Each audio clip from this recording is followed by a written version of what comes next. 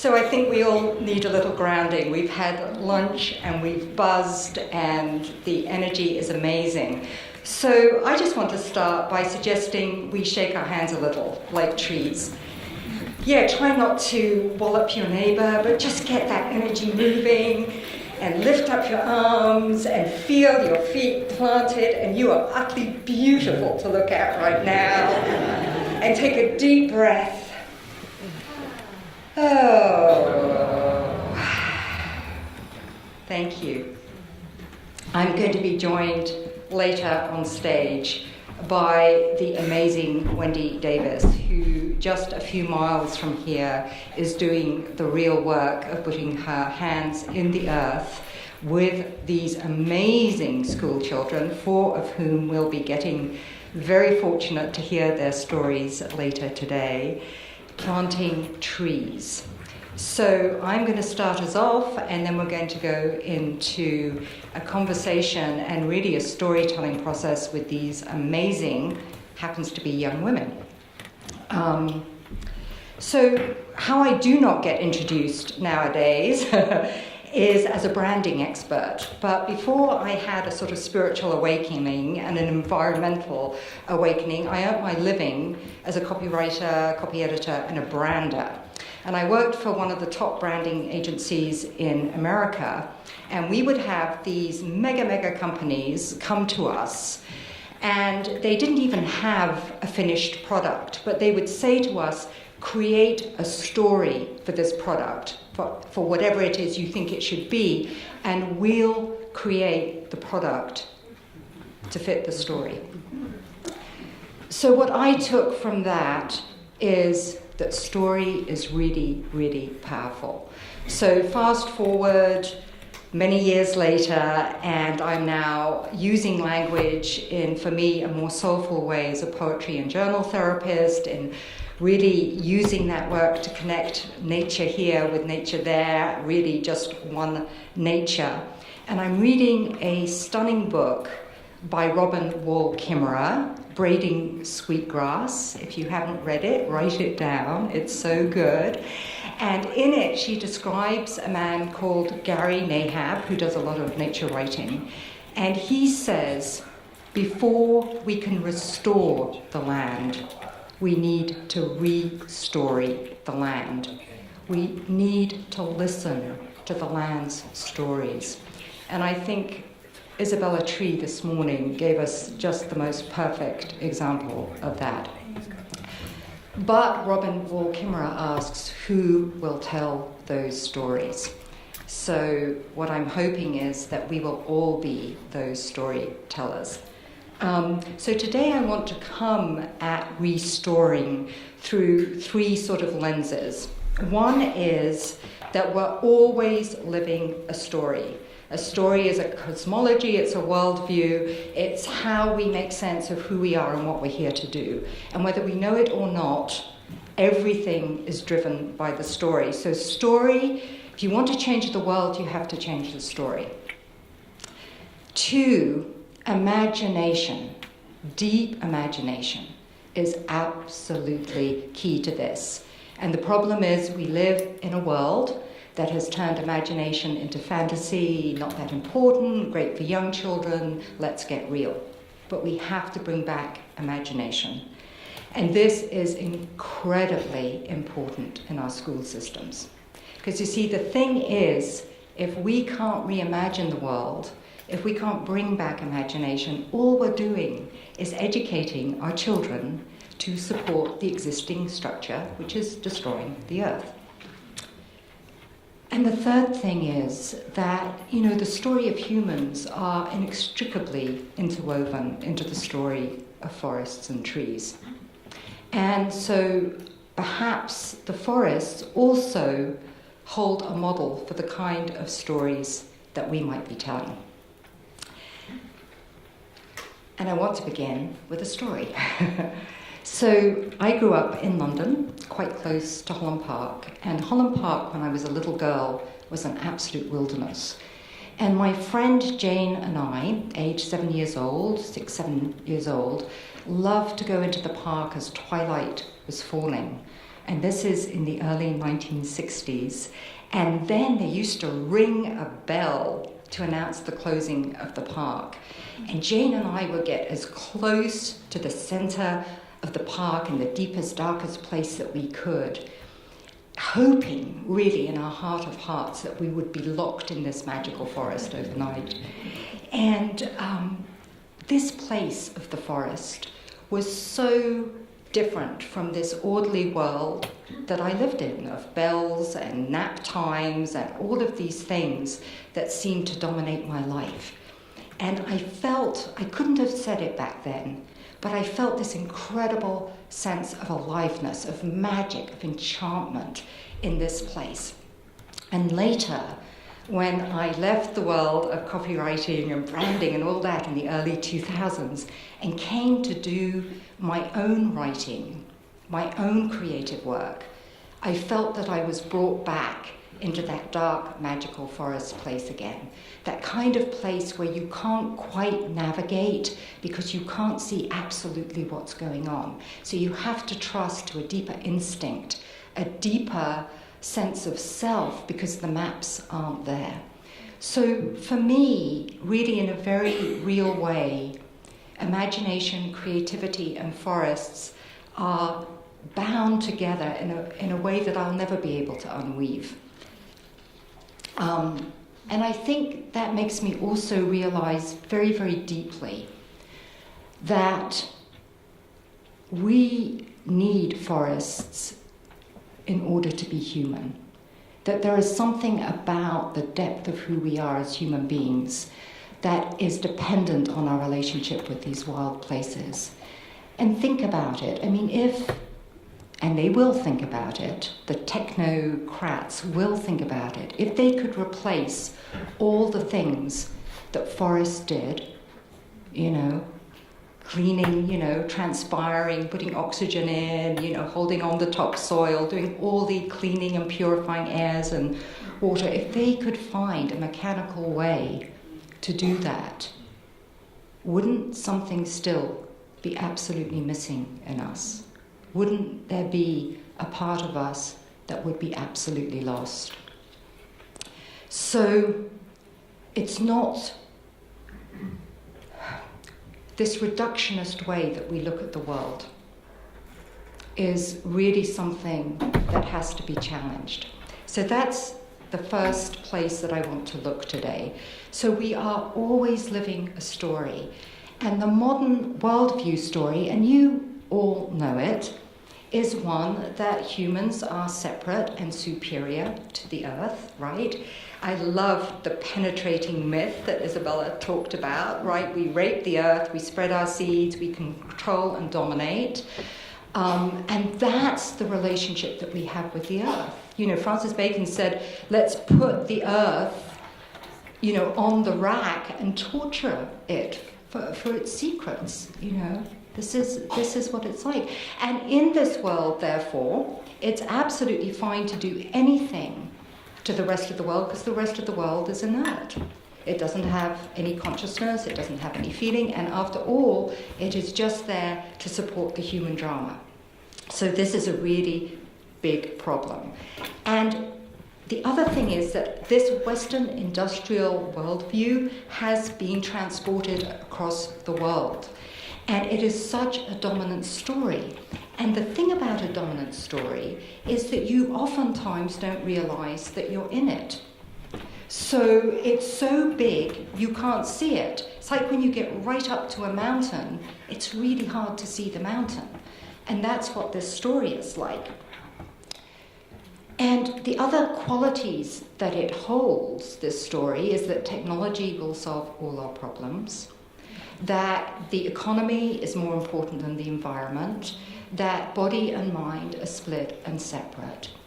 And when we go to do our work in the world and we meet up with this dominant story, it becomes so much harder to get the things done that we need to do. And think about what we've heard today, just in simple terms of funding. Funding absolutely essential work.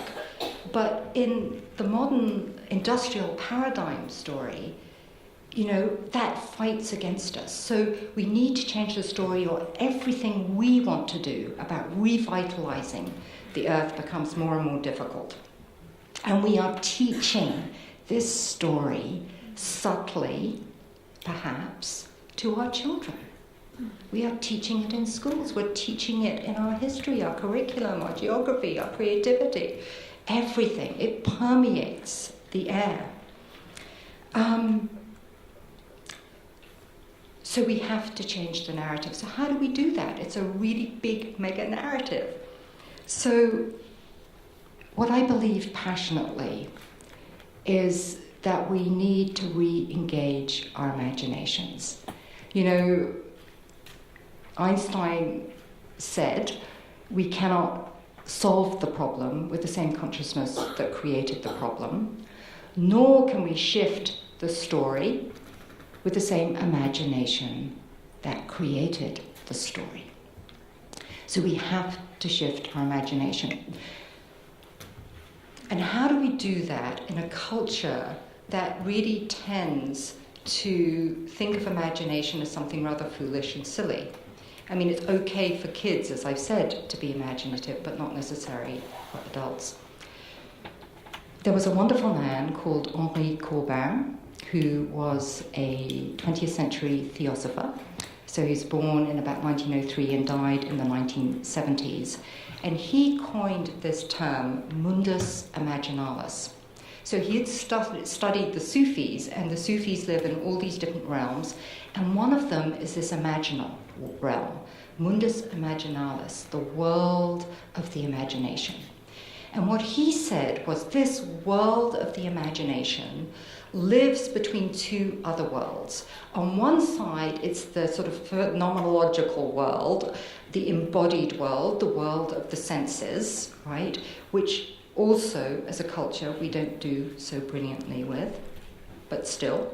And on the other side, it was this side of reason and rationality and scientific thought and maths and all of these wonderful kind of ways of measuring and being rational and reasonable about things.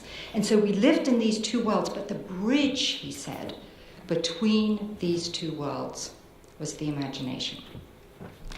And he said that when we really cultivated this imagination, it was as if the soul of the human touched the soul of the earth, the animus mundi. And essentially, in this process of deep imagination, we fell into the dreaming of the earth. The earth was able to dream through us. Now, if any of you are thinking, she certainly lives in California, right? Think about it. Imagination, our human imagination, is an evolutionary event. The reason we have the imaginations we have is because we were birthed into human consciousness during the Cenozoic period. We awoke to self-reflective consciousness in the time of the great flowering of the planet and the birds and the beauty and the greenery and everything going on. What would our imaginations be if we had been born on the moon? Right? Desolate. So our imaginations are also entwined with the earth. And the really important thing here is for me to turn the page, is to know that imagination has to begin to take center stage in our culture and our work and our schools again. Now, we know indigenous traditional cultures didn't need to think in this kind of way because they were always in a kind of call and response between earth and self, between the places that they lived and their own imaginations. All of their cosmologies were built around relationship to the earth. But we may need a little help. So I think there are three things that we need to look to awaken to the kind of life-giving imagination that is called for in this moment. So the first thing, and this, by the way, I think can be scaled It doesn't matter, into schools, into corporations, into any system, whatever. Because really, it's not about doing things other than what we're doing, but it's doing it in a different way. So, the first thing is apprenticeship. So, we are used in the present story that we live in to come at the earth as something that we want to extract information from. We see it as inert, we see it as a resource, we may investigate it, but we don't honor it. But what happens if we shifted that and we went to the earth as we would to an elder, an ancestor? Now, we emerged from the earth, we're made of the same stuff as the earth, we are far younger than other earth forms. So what if we decided to go to the earth, whatever we're involved in, with a certain humility, to learn from the earth how she does things? Just a simple shift, but really different. The other thing is attention. So we live in a manically distracted world, manically distracted. And so many wonderful people are starting to write about that. I read a wonderful book by a guy called Nick Carr called The Shallows. And he really talked how in 10, 15 minutes of surfing on the computer, your brain changes. And guess what? You cannot make those deep, intuitive, incredible, radical connections between things that we need to make if you are spending your whole time on the computer. They don't come from those things. So if you send a student out to do a school report and get them to just look up information on a computer, they're just going to regurgitate the same old stuff. Nothing. Their brains are not going to make those amazing kind of leaps of understanding and awarenesses. So we need deep attention. And I hear that they're beginning to teach mindfulness in schools. Are the people hearing that too? And I go, yes. So this deep, deep attention. And it's also an attention that isn't just about measuring and looking at something as sort of subject-object, but this mutual attention. I always love the line of Lawrence Durrell who says, each landscape asks the same thing. I am watching myself in you. Are you watching yourself in me? So as we go into this deep attention, we're also noticing that perhaps many beings are also observing us. And if you've ever been still in a forest, you know exactly what that feels like. So this is a way, and also a way of developing attention is to have a creative practice. I mean, mine is journaling, writing, but I know there are amazing photographers here and artists and dancers and dramatists. And that is so utterly important because it's a way, doing these practices are a way that we cultivate this deep attention, which is so needed. So we have apprenticeship, we have attention, and then we have this activation. Because quite honestly, if we're doing all this stuff and we're not paying attention to how it moves us and changes us and evolves us, and we're going to be talking with some of these amazing young women today about that. If it just stops at the doing and the attention and we don't ask, what am I called forth? I'm being acted upon. To be activated is also to be acted upon, and that's really, really important. And to have space in our curriculum, space in our conversations, to be able to say, you know what happened when I noticed that thing, you know, that bird, that tree, I felt moved. Something stirred in me. I had this idea. I had this thought. Can I tell you about it? Because the circle isn't complete until we begin to express what we are learning through this apprenticeship and attention to the earth. And I know many in this room are doing that and doing it absolutely beautifully. So that's the kind of how we awaken to imagination. We honor it and we create practices and perspectives that allow us to literally, as I say, fall into the dreaming of the earth.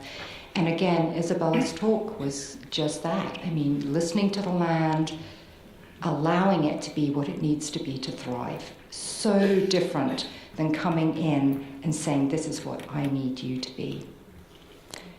Now, when I look at this big modern worldview story that we live in, it's a little freaky and it's very, very big.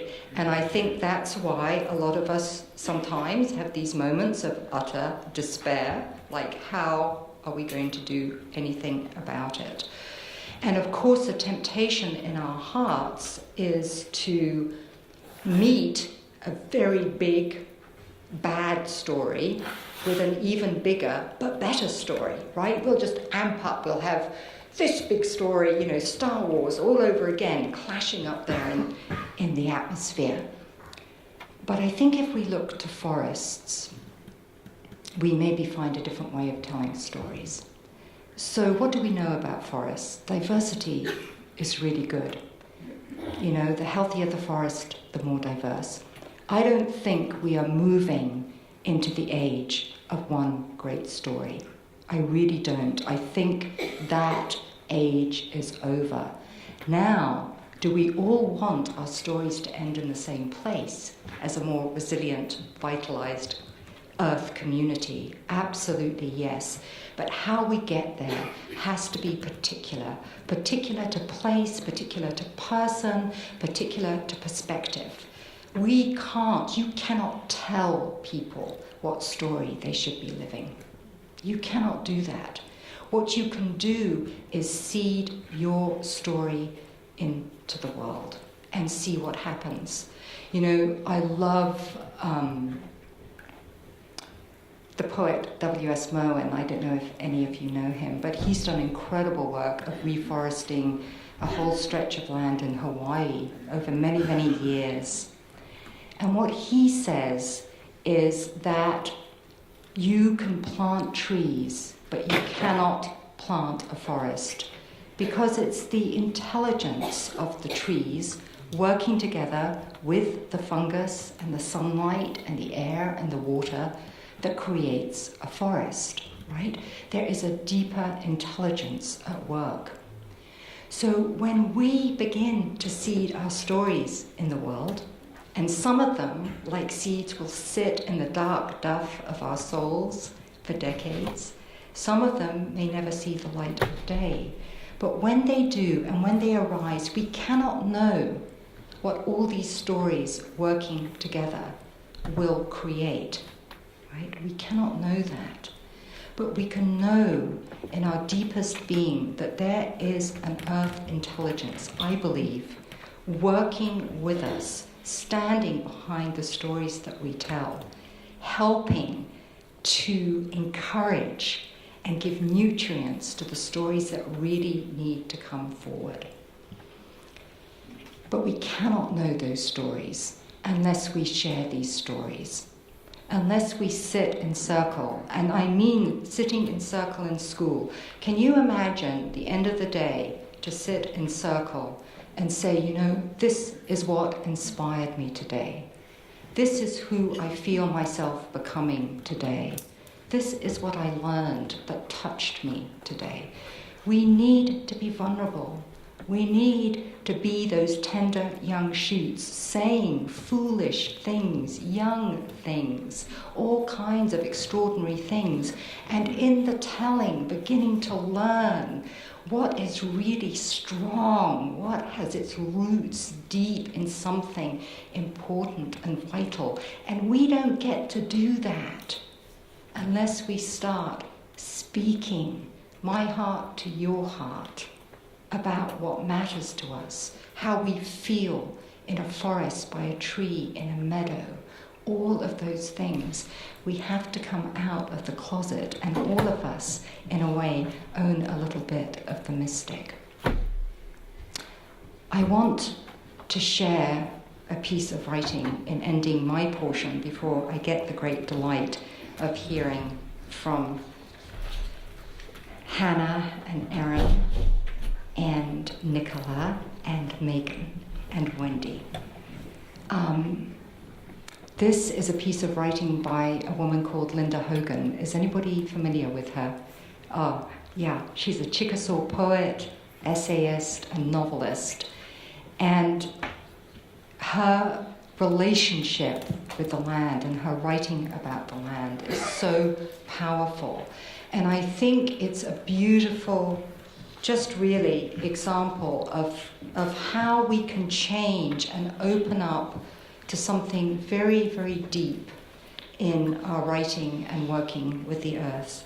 And this is from a book called Dwellings, a book of essays, and it's from an essay called Walking. Walking.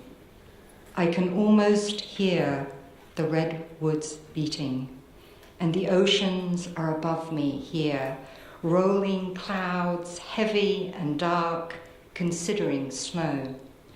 On the dry red road, I pass the place of the sunflower, that dark and secret location where creation took place.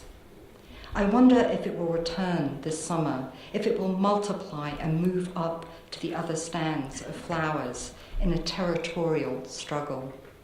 It's winter, and there is smoke from the fires. The square lighted windows of houses are fogging over. It is a world of elemental attention, of all things working together, listening to what speaks in the blood. Walking, I am listening to a deeper way. Suddenly, all my ancestors are behind me. Be still, they say. Watch and listen. You are the result of the love of thousands. Thank you.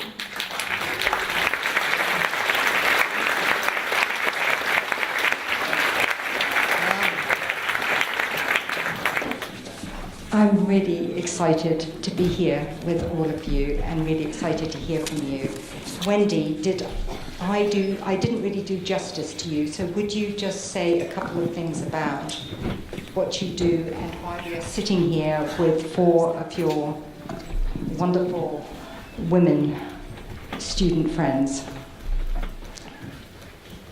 I went from being a primary school teacher to wondering how we could reinvent the story of how we should do things, and wanted to connect a generation of young people in the town where I live to the natural world, and decided to do that through tree planting as a way of engaging the teachers, their schools, and the young people themselves. And for the last 6 years, as now down the road in Andover, I've been putting that together, and I've had the enormous privilege of being able to plant a wood and everything that comes out of that with it, with actually hundreds and hundreds of children. But these 4 are some of the most proactive young people that I've had the pleasure to work with. So that's enough from me, and Mary's going to guide and steer them through hopefully a short conversation for you. Right. And I know you were all asked to bring an object that in some way represents for you something to do with tree planting, how you feel about it, what it means to you. So I wonder, can we begin with you, Hannah, and just ask you to introduce? Thank you. The object I bought was a sweatshirt that says "Plant More Trees." This was one of the first big ideas we came with as Climate Justice Ambassadors. It was a competition run along our local schools to redesign our original Plant for Planet logo for the local area. Originally they started as white t-shirts, and eventually we started expanding and changing things, so we chose olive t-shirts, and eventually we had these white sweatshirts which were made. And this was, for me and Erin, which came up with the idea, was one of our first big achievements, and these have been the big sellers for us recently.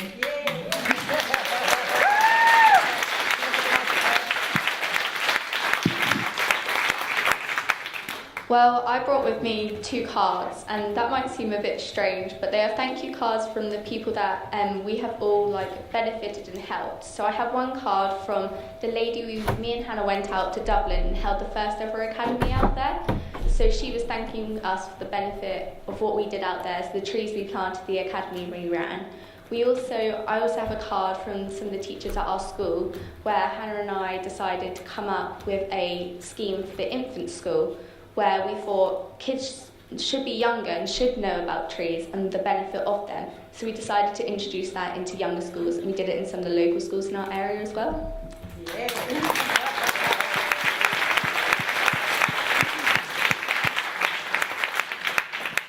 So I've got this very unusual pine cone. So this is a little reminder of what I did. It was near the New Forest, and I helped out of school. I have many of these at home. I kind of collect them, and it's a really nice thing just to know that I've done something good and I can remember it.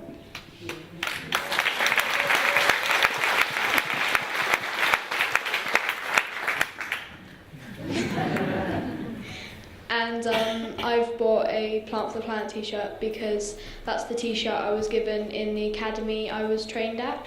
So that for me is basically a reminder of how I got into planting the trees and helping out with the academies and doing everything that we do.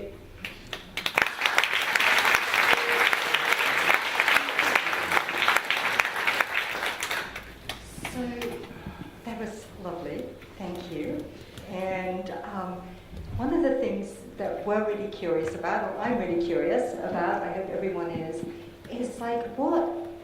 what did you learn? How did you feel? What changed for you when you started doing this wonderful, getting your hands in the ground, planting trees? And Hannah, do you want to start again, or would you like to not start with? Yeah, great. I think for me, the first thing I started with when I first learned about tree planting was we started, when I was trained, we got a PowerPoint which was given to us by older ambassadors. And on that PowerPoint, you learn a lot about carbon emissions and the effects they have on our planet. And I think the most shocking thing for me, and what really got me going, was a picture on the PowerPoint of the UK underwater. So London would be underwater if the ice caps melt. We'll lose places like Dublin and like London, which I think for me was really shocking, because this is part where very high population is, and that's probably one of the biggest reasons for climate change is the growing population. So I think that's what really got me going. Okay, thank you. Well, one of the things that I think I learned was that the opportunities that we have as young children to make a difference, we're learning about the facts and stuff. That's what we needed. What could we use these facts to show people and tell them about the universe and the world and what's happening to it if we don't make a difference? So in a way, with using those facts, we could use our own voices to make a difference, to tell people that if we don't make a difference soon, this is what's going to happen. So about learning the facts and then having the ability to use our voices, travel and tell people what's happening around the world.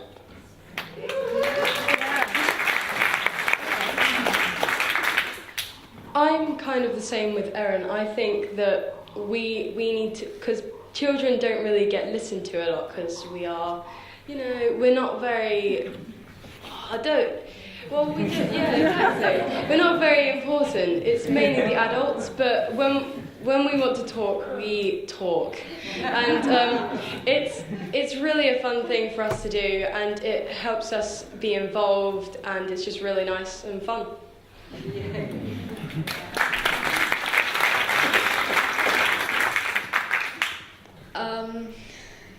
I'm with both Erin and Megan there, because once we've learned the facts, we kind of got to try and put them in action, and it's really important to have as many people as possible behind us when we do put those facts into action and make plans to do stuff.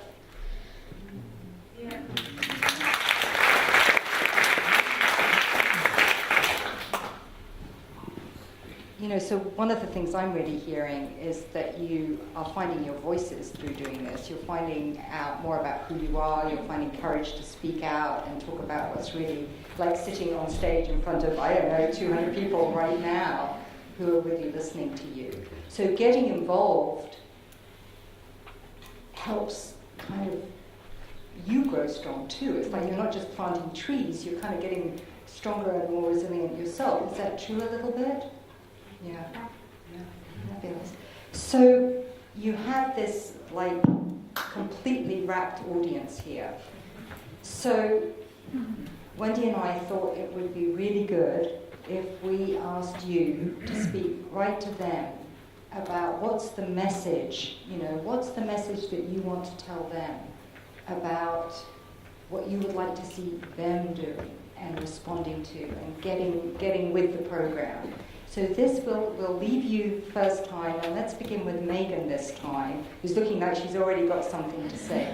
So look at them and tell them from your generation to theirs and several what you'd like to see. Listen to us. We've got loads to say. Stop talking, start planting. That's our main campaign.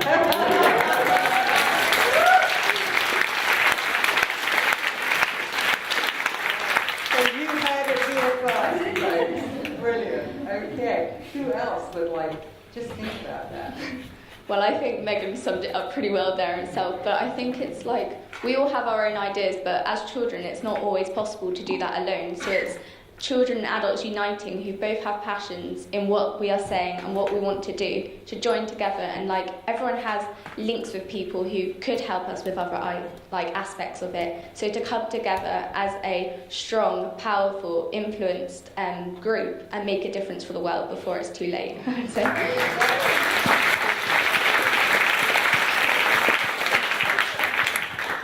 Well, both Megan and Erin have stolen what I was going to say. But I think the other thing I thought about literally just now was taking up what Erin said. We're going to have ideas, and like you said, children use their imaginations. I mean, children have the biggest imaginations we have ever seen. We're the most imaginative race and era. And I think sometimes children, we overthink it. We think we can do this, we can do this, we can do this, but we can't always do it. But I know there are adults out there who can help. Like, let's say children here, we want to make celebrities. We want to make them raise awareness so then their fans can pass on the message and so on and so on. And I know there's probably adults, maybe even sitting in here right now, that have connections or have connections with connections. And just coming forward and telling us, yes, I know this person, I can get you in contact, would be amazing. That's what we want to spread.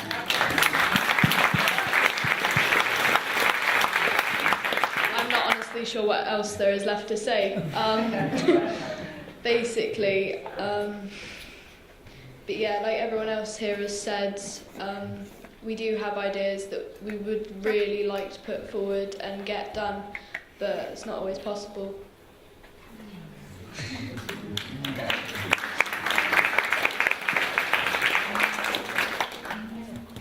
Can I say that Nicola is probably the shyest of this group? That doesn't mean she lacks imagination and ideas.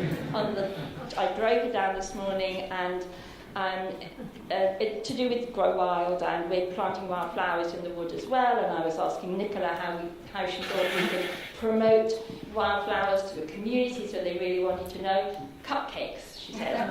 So on the journey here, we decided we're going to put a carnival float together that is forest themed with meadows in there, and Nicola knows someone who runs a cupcake shop in the town, and we're going to invent a range of cupcakes that are covered in wildflowers. And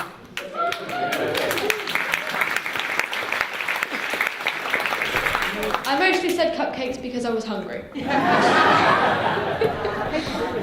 This is a very good reason for cupcakes. Yes. So I think I have one final question for you, and maybe it'll come right off the top of your heads, maybe it won't. So just take a moment and think, what kind of world? If you were given the magic wand, what is something you would really like to see in this new world we're creating together? Just really think about that. What is it that you're wanting to make happen here?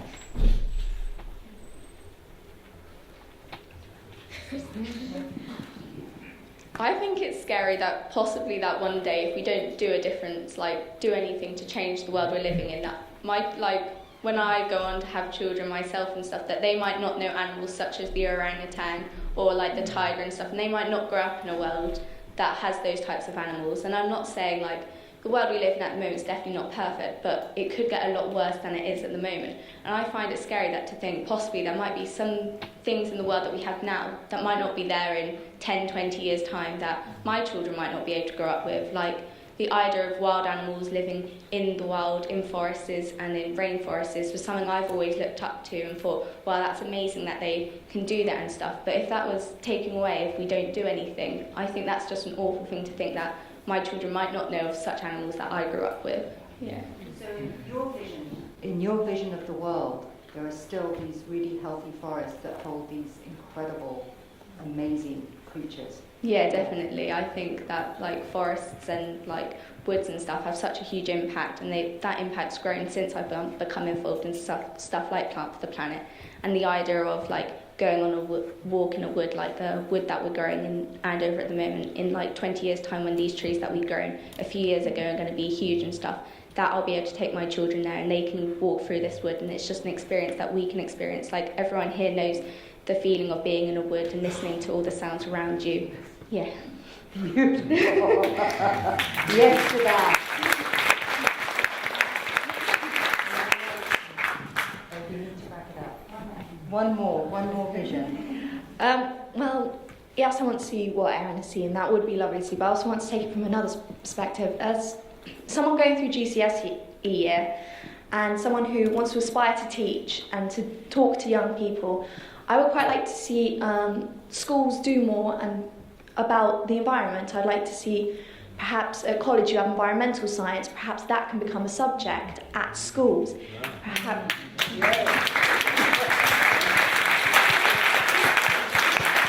I'd like to see us do, like I learn about what we use for crude oil, like where we get it from, what we use it for. Perhaps I'd like to see the effects of that we have on the environment. So just changing the school system, the education system would be a wonderful place to start, because then the younger generation can get involved.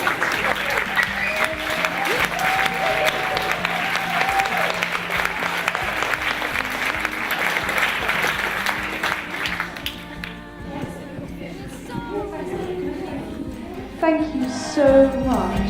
Thank you so much. We really need that. The things I put you through.